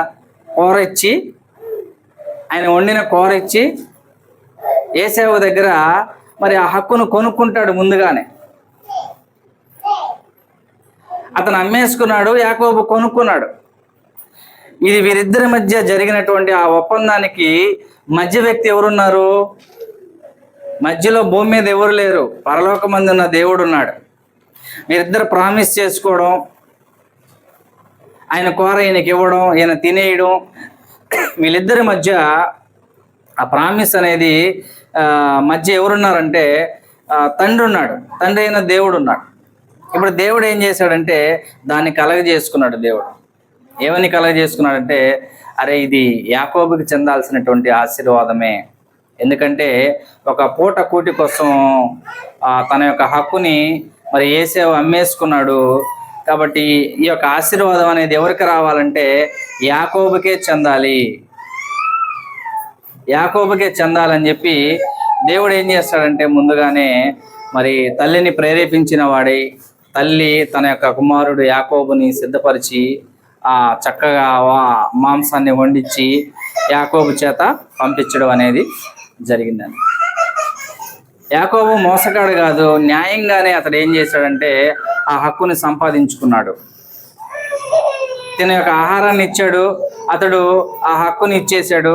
మరి హక్కును సంపాదించుకున్నటువంటి ఇతను ఆ జ్యేష్ఠత్వ హక్కు కలిగినటువంటి వానికి ఆశీర్వాదం రావాలి కాబట్టి మరి ఆశీర్వాదం ఇతనే కదా పొందాలి, ఈ యాకోబే కదా పొందాలి. అంటే మనం దేని గురించి ఆలోచన చేయబోతున్నాం అంటే, ఇస్కరియోతు యూదాని అపొస్తలుడిగా పిలిచినటువంటి దేవుడు అంత గొప్ప ఆధిక్యతని ఈ యూదాకి అప్పగిస్తే ఈ యూదా ఏం చేశాడంటే మరి 30 వెండి నాణేలకు ప్రభువుని అమ్మివేసినటువంటి భ్రష్టుడు. అంటే దేవుడు మనకిచ్చినటువంటి ఆధిక్యతని మనం నిలుపుకోవాలి, ఆ రక్షణను మనం నిలుపుకోవాలి. క్రీస్తు ద్వారా ఇప్పుడు మనల్ని అందరినీ దేవుడు ఏం చేస్తున్నాడట? రక్షించాడా లేదా అండి? యేసుక్రీస్తు ద్వారా తండ్రి అయిన దేవుడు మనల్ని రక్షించాడా లేదా? క్రీస్తు ద్వారా మనల్ని రక్షించాడు. క్రీస్తు ద్వారా మనకి నిరీక్షణ కలుగు చేశాడు. క్రీస్తు ద్వారా మనల్ని ఉన్నత లోకంలో తీసుకుని వెళ్ళి కూర్చోబెట్టుకోవాలనుకుంటున్నాడు. చూద్దాం ఒక మాట ఎంత బాగుంటుందో. కొరింథీయులకు రాసినటువంటి 2వ పత్రిక 5వ అధ్యాయము.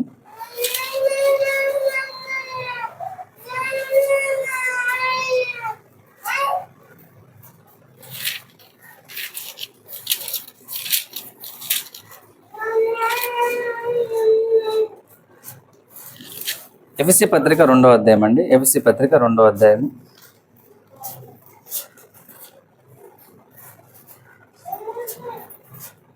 7వ వచనం.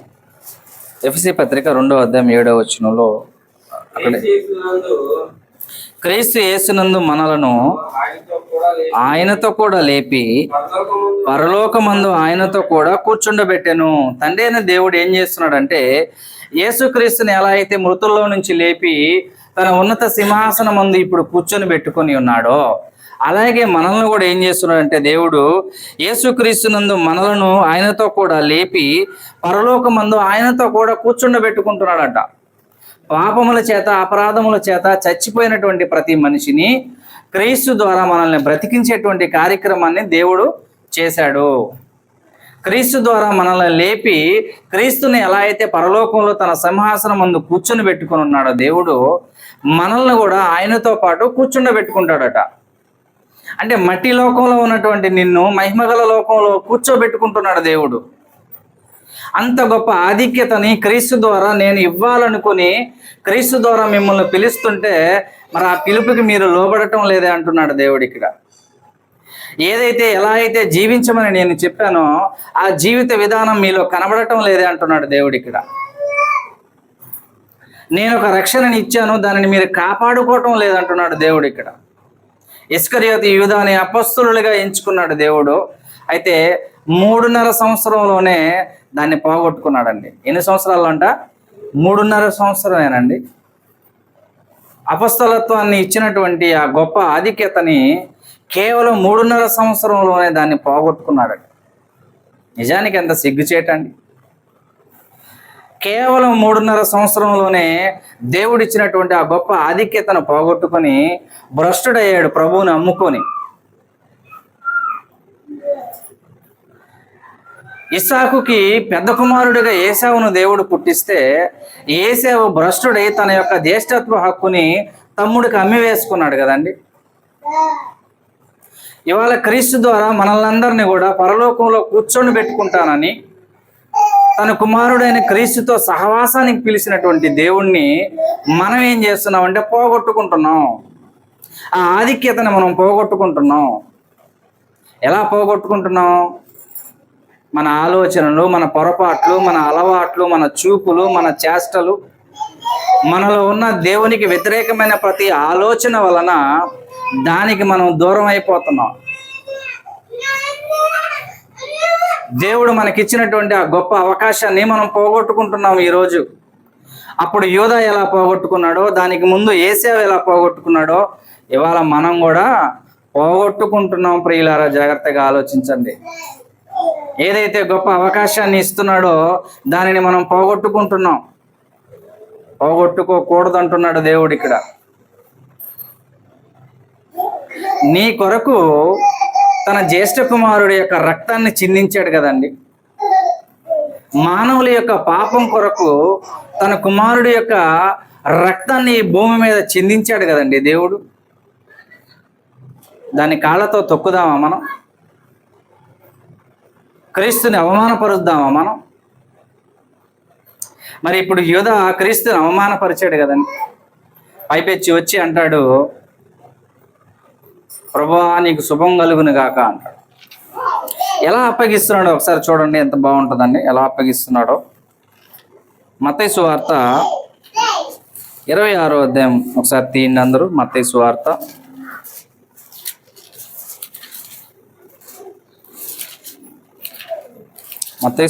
26వ అధ్యాయము 47, 48 వచనాలు చదువు. 48వ వచనంలో ఆయనను అప్పగించువాడు అంటే ఎవరు? యూదా. నేనెవరిని ముద్దు పెట్టుకుందునో ఆయనే యేసు. ఆయనను పట్టుకున్నవాడు ఆయనను గుర్తు చెప్పి వెంటనే యేసునొద్దకు వచ్చి, బోధకుడా నీకు శుభమని చెప్పి ఆయనను ముద్దు పెట్టుకునేను. ఏం చేస్తున్నాడంట? ఆయన ముద్దు పెట్టుకున్నాడు. బోధకుడా నీకు శుభం కలుగును గాక అని చెప్పి యేసు ప్రభుని ముద్దు పెట్టుకుంటున్నాడంట. కపటపు ముద్దు అది. ఏ ముద్దట? కపటపు ముద్దు అది. మోసపు ముద్దు అది. తాను నాశనం అయిపోతూ ఎదుటివాడిని నాశనం చేస్తున్నాను అనుకుంటాడు మనిషి, కానీ దానికి ముందు తానే నాశనం అయిపోతుంటాడు. యేసు ప్రభుని అప్పగిస్తున్నాను అనుకున్నాడు ఆయన. అయితే తాను చచ్చి నరకానికి పోతున్న సంగతి పాపం యూదాకి తెలియలేదు కదండి. యేసు ప్రభువును ముద్దు పెట్టుకొని దొంగలకి అప్పగిచ్చేసాడు కదండి యేసు ప్రభుని యూదా.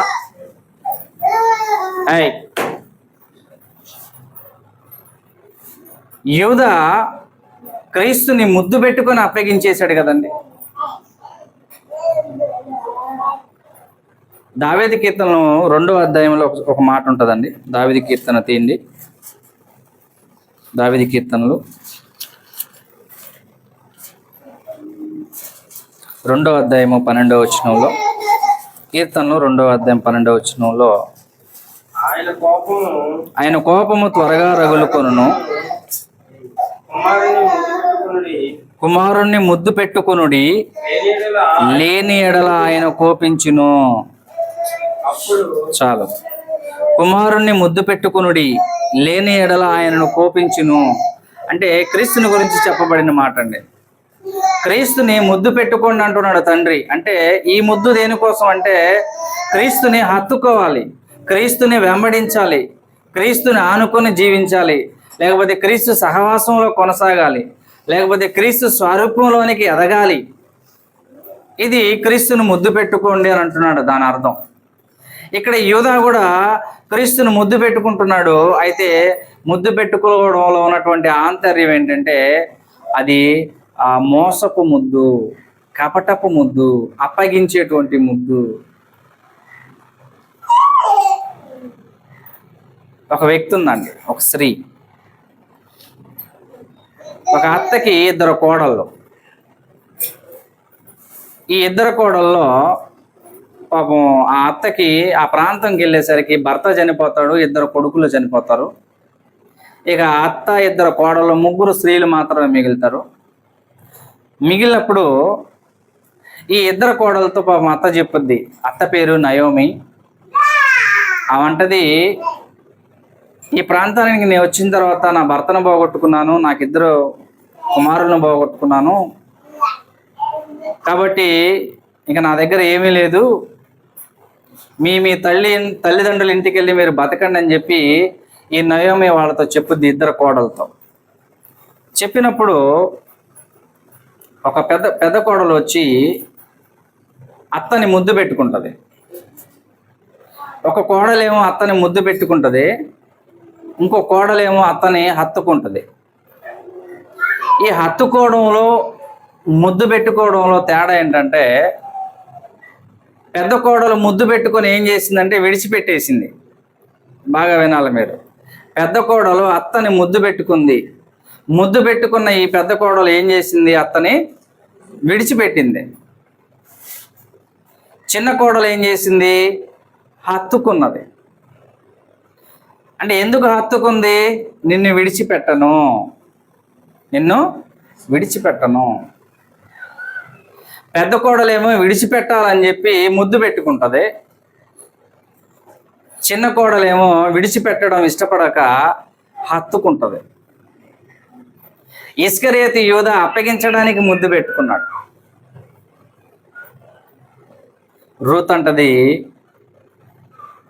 నీ జనాంగమే నా జనాంగం, నీ దేవుడే నా దేవుడు, నువ్వు ఎక్కడుంటే నేను అక్కడ ఉంటాను. తల్లిదండ్రుల కుటుంబం ఉంది ఆమెకి, ఆ ఊర్లో ఆమె బంధువులు ఉన్నారు, వాళ్ళ దగ్గరికి వెళ్ళిపోవాలి. ఆ కోడలు, పెద్ద కోడలు వెళ్ళిపోయింది, తండ్రి ఇంటికి వెళ్ళిపోయింది. చిన్న కోడలు వెళ్ళిపోలేదు. తను విడిచి వెళ్ళిపోవడం ఇష్టం లేని కోడలు హత్తుకుంటే, విడిచిపెట్టి వెళ్ళిపోవాలనుకున్నటువంటి కోడలు ఏం చేసింది? ముద్దు పెట్టింది. అంటే ముద్దు పెట్టి కూడా విడిచిపెట్టేసింది. ఇస్కరియోతు యూదా కూడా 3.5 సంవత్సరాలు ప్రభు యొక్క ఆశ్చర్య కార్యాలను చూసి యూదా కూడా ఏం చేశాడంటే ముద్దు పెట్టుకొని అప్పగించెను.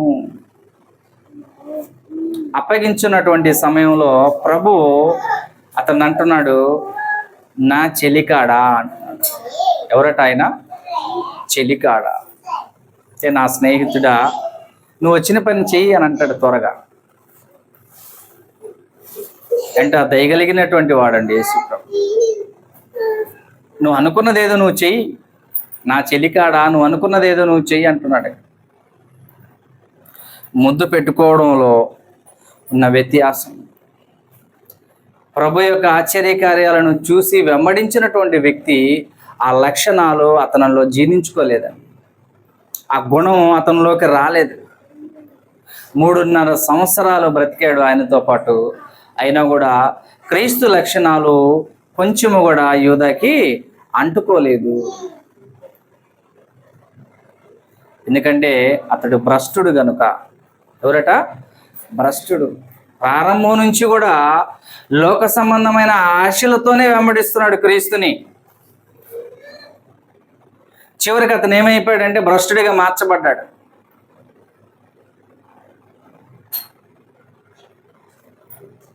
యూదా ఎంత గొప్ప ఆధిక్యతని పోగొట్టుకున్నాడో మనం ఆలోచన చేయాలి. తండ్రి అయిన దేవుడు క్రీస్తు ద్వారా మనకెంత గొప్ప ఆధిక్యతని ఇస్తున్నాడో, మనకెంత గొప్ప ఆధిక్యతని క్రీస్తు ద్వారా మనకు అనుగ్రహిస్తున్నాడు.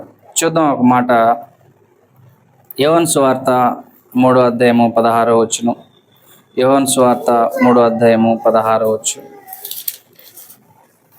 దేవుడు లోకమును ఎంతో ప్రేమించెను, కాగా ఆయన తన అద్వితీయ కుమారునిగా పుట్టిన వాని యందు విశ్వాసముంచు ప్రతివాడు నశింపక నిత్య జీవము పొందినట్లు ఆయనను అనుగ్రహించును.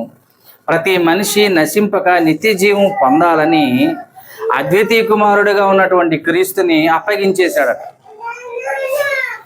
అంటే ఆల్రెడీ అద్వితీయ కుమారుడుగా ఉన్నటువంటి క్రీస్తుని ఎందుకు సిలువకు అప్పగించాడు అంటే, లోకంలో ఉన్నటువంటి ప్రతి మనిషి తన యొక్క పాపం నుంచి కడిగబడి పరలోకానికి చేర్చబడాలి. పరలోకానికి చేర్చబడాలి. నిత్య జీవము పొందునట్లు ఆయనను అనుగ్రహించెను. నశింపక నిత్య జీవం పొందాలి. ఇవాళ మనం ఇక్కడ కూర్చున్నామంటే దాని అర్థం ఏంటో తెలుసా? మనం నశించిపోవడం దేవునికి ఇష్టం లేక తన కుమారుణ్ణి సిలువలో చంపాడు దేవుడు.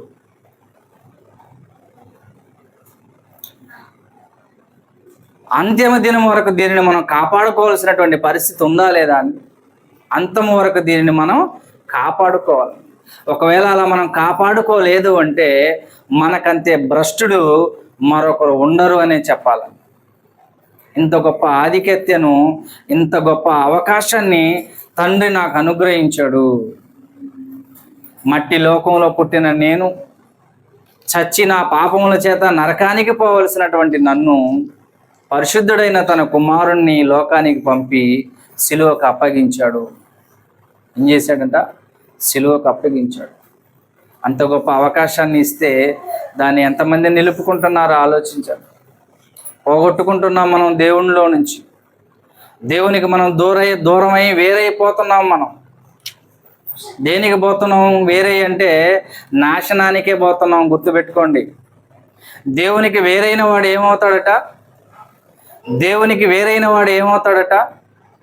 నాశనం అయిపోతాడే తప్ప మరి వాడు అభివృద్ధి చెందడు. వాడికి మేలుకరమైన జీవితం రాదట. దేవుణ్ణి విడిచిపెట్టే చెడు ఆలోచన, భ్రష్టులు అంటున్నాడు వాళ్ళని. దేవుణ్ణి విడిచిపెట్టేటువంటి ఆలోచన మనలో ఉండకూడదు.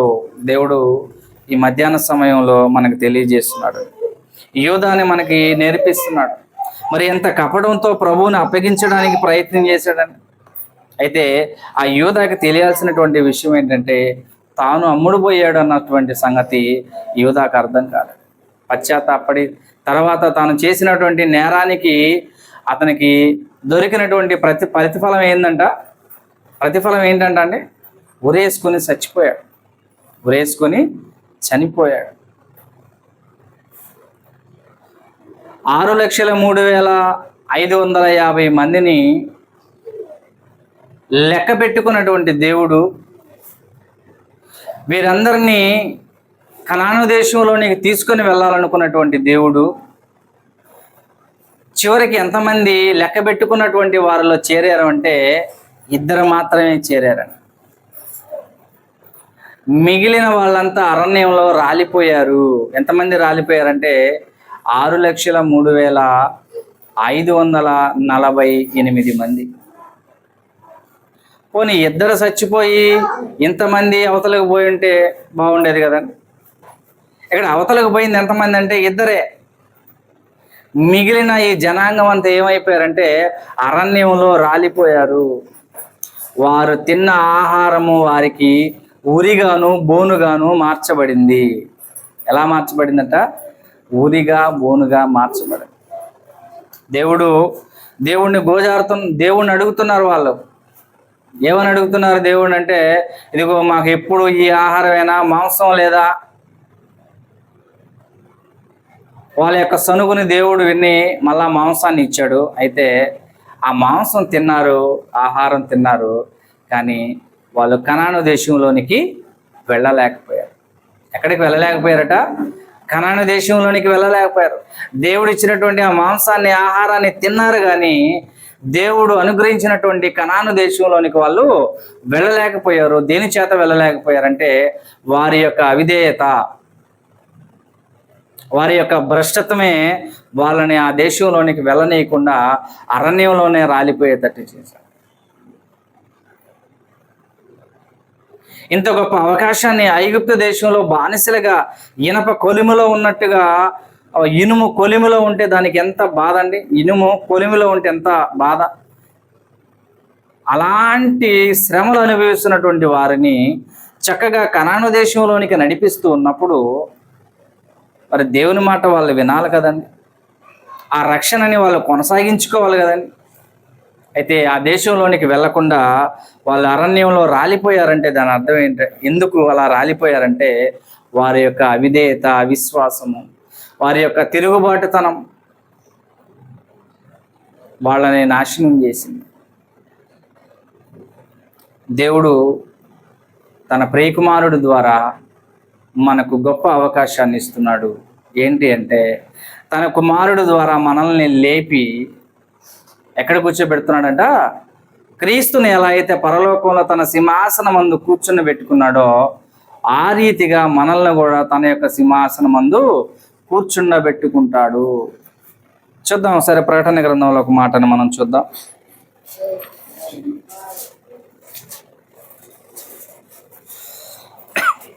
ప్రకటన గ్రంథం 3వ అధ్యాయం 20, 22, 20, 21 వచనం చదువుదాం.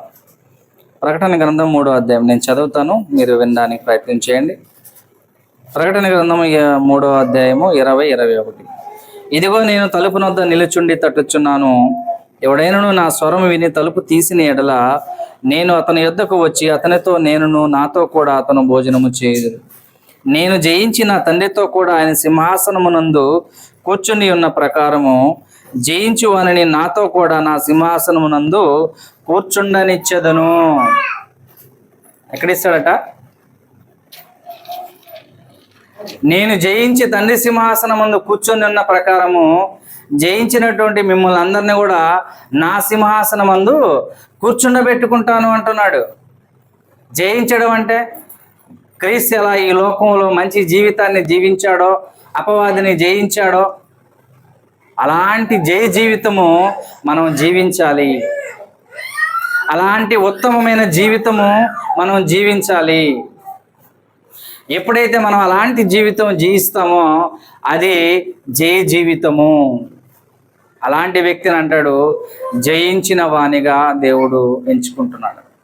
నేను ఎలా జయించి తండ్రి సింహాసనమందు కూర్చొని ఉన్నానో. ఏం జయించాడంటే యేసు ప్రభు ఈ లోకంలో ఏం జయించాడంటే పాపాన్ని జయించాడు, అపవాదిని జయించాడు. పాపం ఆయనని ప్రేరేపిస్తున్న దానిని దూరంగా తొలగిపోయాడు. ఆయన చెడుకు దూరంగా తొలగిపోయాడు. నీతికి, పవిత్రతకు, పరిశుద్ధతకు మాత్రమే ఆయన హృదయంలో చోటు దొరికింది. పాపానికి ఆయన హృదయంలో చోటు లేకుండా ఆయన జీవించాడు. అదే జయించడం అంటే. ఆ జయించడం ఆయన జయించాడు భూమి మీద. కాబట్టి నేను జయించిన ప్రకారము మీరు కూడా జయించినట్లయితే నా సింహాసనమందు మిమ్ములను కూర్చుండబెట్టుకునేదను. ఇక్కడ పిలిచినటువంటి మనలందరికీ ఆ అవకాశాన్ని దేవుడు అనుగ్రహిస్తున్నాడు. దాన్ని మనం నిలుపుకోవాలి సుమా, దాన్ని మనం నిలుపుకోవాలి. ఎప్పుడైతే ఈ లోకంలో జయ జీవితాన్ని మనం జీవిస్తామో క్రీస్తు వలె, అప్పుడు ఈ లోకాన్ని విడిచిన తర్వాత క్రీస్తు సింహాసనమందు మనకు కూడా గొప్ప అవకాశం దొరుకుతుంది. లేకపోతే మనం భ్రష్టులమయ్యి ఇస్కరియోతు యూదాలాగా మనం పోవలసిన మార్గంలో పోకుండా తప్పిపోయి నాశనానికి వెళ్ళిపోతాం, నరకానికి వెళ్ళిపోతాం. ఆలోచించండి, యూదాలాగా ఉంటారా? పేతురు వలె జీవిస్తారా? పేతురు పొరపాటు చేసిన పశ్చాత్తాపడ్డాడు, మారు మనసు పొందాడు, ప్రాధేయపడ్డాడు, తండ్రి నన్ను క్షమించని వేడుకున్నాడు, ప్రభువా నన్ను క్షమించని వేడుకున్నాడు. ఆయన కాళ్ళ మీద పడ్డాడు, ఆయన మారు మనసు పొందాడు, పశ్చాత్తాపడ్డాడు. అందుకే యేసు ప్రభు అంటాడు, నీవు కనికరింపబడ్డావు. పేతురు కూడా 3 సార్లు అబద్ధం ఆడతాడు, ఈయన నాకు తెలియదు ఎవరు అని. అది పాపమేనండి. యేసుక్రీస్తు ప్రభుని ఒప్పుకోకపోవడం కూడా పాపమే. ఆయనను యేసు ప్రభు ఆయనని క్షమించాడు. ఎందుకో తెలుసా? ఆయన పశ్చాత్తాపడ్డాడు. అయ్యా, నిన్ను ఎరగనని 3 సార్లు నేను అబద్ధం ఆడాను, ఇది నేను చేసినటువంటి గొప్ప పాపము, ఆ పాపం నుంచి నాకు విడుదల కలిగించు అని యేసు ప్రభు పాదాల దగ్గర పడ్డాడండి. ఆయన్ని వేడుకున్నాడు, హృదయంలో పశ్చాత్తాపడ్డాడు, వేదన పడ్డాడు ఆయన. అప్పుడు అతడు రక్షింపబడ్డాడు. అది ఇస్కరియోతు యూదా అలా జరగలేదండి. ఇస్కరియోతు యూదా విషయంలో అలా జరగలేదు. ఇస్తున్నాడు ఒక గొప్ప అవకాశాన్ని దేవుడు, మనకి గొప్ప ఆధిపత్యాన్ని ఇస్తున్నాడు. దాన్ని మనం నిలుపుకోవాలి. క్రైస్తవులుగా మనం నిలుపుకోవాలి. ఇక్కడ కూర్చున్నామంటే లోకంలో ఎంతోమంది ఉన్నారు. ఈ ఊరిలో ఈ సమయంలో వాళ్ళందరూ ఇక్కడ ఎందుకు లేరు అంటావు? మనం ఎందుకున్నాం? మనం నీతిమంతులమో, జ్ఞానవంతులో, పవిత్రులు అని కాదండి. దేవుని కృప మన మీద నిలిచి ఉంది. ఇంకా దేవుని దయ మన మీద ఇంకా నిలిచి ఉంది కనుక మనం రక్షింపబడడానికి ఇక్కడ కూర్చొని ఉన్నాం. దాన్ని మనం గట్టిగా పట్టుకోవాలి. ఏం చేయాలా? గట్టిగా పట్టుకోవాలి. మీరు నమ్ముకున్న దాన్ని గట్టిగా చేపట్టండి అంటాడు. గట్టిగా చేపట్టు. నిత్య జీవాన్ని గట్టిగా చేపట్టండి అని అంటున్నాడు. గట్టిగా పట్టుకోవాలి. మనం విడిచిపెట్టేయకూడదు. ఇస్కరియోతు యూదాలాగానో, ఏసేవులాగానో భ్రష్టులు అయిపోకూడదు. మనం దేవుడిచ్చిన గొప్పతనాన్ని విడిచిపెట్టుకోకూడదు. మనం వెంబడించాలి, హత్తుకొని జీవించాలి. ఆలోచించండి. దేవుడు ఈ సమయంలో మనకు తెలియజేసినటువంటి సందేశం. ఇస్కరియోతు యూదా ఎంత కపటపు ముద్దు పెట్టాడో. సహజంగా మనం ముద్దు పెడతాం, ఇష్టపడినట్టే కదండి మనం ముద్దు పెట్టేది. ఇష్టం ఉంటేనే కదా ముద్దు పెడతాం, ఇష్టం లేకపోతే ముద్దు పెడతామా? మరి ఈ యూదా ముద్దు ఎందుకు పెట్టాడు? ఇష్టంతో పెట్టాడా? మంచిగా పెట్టాడా? కాపాడాలని పెట్టాడా? ప్రేమిస్తూ పెట్టాడా? కాదండి, అప్పగించడానికి పెట్టాడు. అప్పగించడానికి పెట్టాడండి ముద్దు. నయోమి పెద్ద కోడలు కూడా ఆమెను వెంబడించడానికి ముద్దు పెట్టలా, ఆమెతో వెళ్ళడానికి ముద్దు పెట్టలా, విడిచిపెట్టడానికి ముద్దు పెట్టాడు. ముద్దులో ఎంత ఎంత వ్యతిరేకం ఉందో చూడండి, ఆ వ్యత్యాసం ఉందో చూడండి. ఆయనను వెంబడించడానికి మనం ముద్దు పెట్టాలి, ఆయనను హత్తుకోవాలి. అయితే మనం ఏం చేస్తున్నాం అంటే ఆయనను అప్పగించడానికి ఆయన్ని మనం ముద్దు పెడుతున్నాం. రోజులో ఎన్నిసార్లు మనం అప్పగిస్తున్నామో మనం ఆలోచన చేయాలి. మన అవిధేయతగా పొరపాటు చేసిన ప్రతిసారి ఆయనను సిలువకు అప్పగిస్తున్నాం. ఇది మీరు ఆలోచించాలి. ఇస్కరియోతు యూదా ఒక్కసారే సిలువకు అప్పగించాడు, అమ్మేస్తే ఈరోజు క్రైస్తవులుగా క్రీస్తును ధరించుకున్న ప్రతి ఒక్కరూ ప్రతిదినం మనం చేసే ప్రతి పొరపాటు ప్రతిసారి ఆయనను మనం సిలువకు అప్పగిస్తున్నాం. ఉదాహరణకి రోజుకి నేను 10 సార్లు అబద్ధం ఆడి అనుకుందాం. రోజుకి నేను 10 సార్లు అబద్ధం ఆడితే 10 సార్లు నేను క్రీస్తుని ఏం చేసినట్టు? సిలువకు అప్పగించినట్టే. అప్పుడు నేను ఒక్కనే రోజుకు 10 సార్లు అప్పగిస్తే మీరందరూ అప్పుడు ఎంతమంది ఎన్నిసార్లు ప్రభువుని సిలువకు అప్పగిస్తున్నారు ఒక రోజుకి? దేవుడు ఊరుకుంటాడా? ఊరుకుంటాడండి దేవుడు. తండ్రి ఊరుకుంటాడా? ఆయన తండ్రి ఊరుకుంటాడా? ఆలోచన చేయండి. ప్రభు మెచ్చుకోదగిన జీవితం మనలో కనిపించాలి. ప్రభు ఇష్టపడే జీవితం మనలో కనిపించాలి. అలాంటి జీవితం మనలో కనిపించకపోతే అలాంటి జీవితం మనలో కనిపించకపోతే ఆయనకి ఇష్టంగా మనం ఎప్పుడూ ఉండలేమండి. ఇస్కరియోతు యూదా వలె అవ్వబాకండి దయచేసి. ఇస్కరియోతు యూదా వలె అవ్వబాకండి. దేవుడు మనకి ఇచ్చినటువంటి గొప్ప ఆధిక్యతని పోగొట్టుకున్న ఏసేవ వలె అవ్వబాకండి, భ్రష్టులుగా అవ్వబాకండి. ఒక ముద్ర ధరించుకోవాలి మనం. ఏంటి ఆ ముద్ర తెలుసా? నేను క్రీస్తు నందు రక్షింపబడినటువంటి వాడను, క్రీస్తు యోధుడను, క్రీస్తు పరిచారకుడను, ఆయన పనివాడిని, ఆయన సేవకుడును అని ఒక ముద్ర కలిగి మనం జీవించాలి. భ్రష్టులుగా జీవించకూడదు. ఆయనని విడిచిపెట్టి భ్రష్టులుగా మనం అవ్వకూడదు. అందుకే మనం ఇవాళ ఇస్కరియోతు యూదా గురించి ఆలోచన చేసాం. ఎంత గొప్ప అవకాశాన్ని యూదాకి ఇచ్చాడండి. ఒక అపొస్తలుడు అంటే ఎంత గొప్ప ఆధిక్యత అపొస్తలుడు. ఇవాళ మన భారతదేశాన్ని పరిపాలిస్తున్నటువంటి ప్రధానమంత్రికి కూడా లేదు అంత గొప్ప అధికారం, రాష్ట్రపతికి కూడా లేదు అంత గొప్ప అధికారం. అపొస్తలుడు అంటే అర్థం ఏంటో తెలుసా? 12 గోత్రాల వారిని 12 సింహాసనాల మీద కూర్చొని పరిపాలించి తీర్పు తీర్చేటువంటి గొప్ప ఆధిపత్యము ఉందన్నమాట. ఆ సింహాసనం పోగొట్టుకున్నాడు పాపం. తండ్రి ఇస్తానన్న సింహాసనం యూదా ఏం చేశాడు? పోగొట్టుకున్నాడు. ఇవాళ మనందరికీ కూడా సింహాసనాలు ఉన్నాయి తెలుసా? మనందరికీ సింహాసనాలు ఉన్నాయి. మనం అందరము రాజులమే, యాజకులమే. పేతురు పత్రిక 2వ అధ్యాయంలో మనం చూడొచ్చు.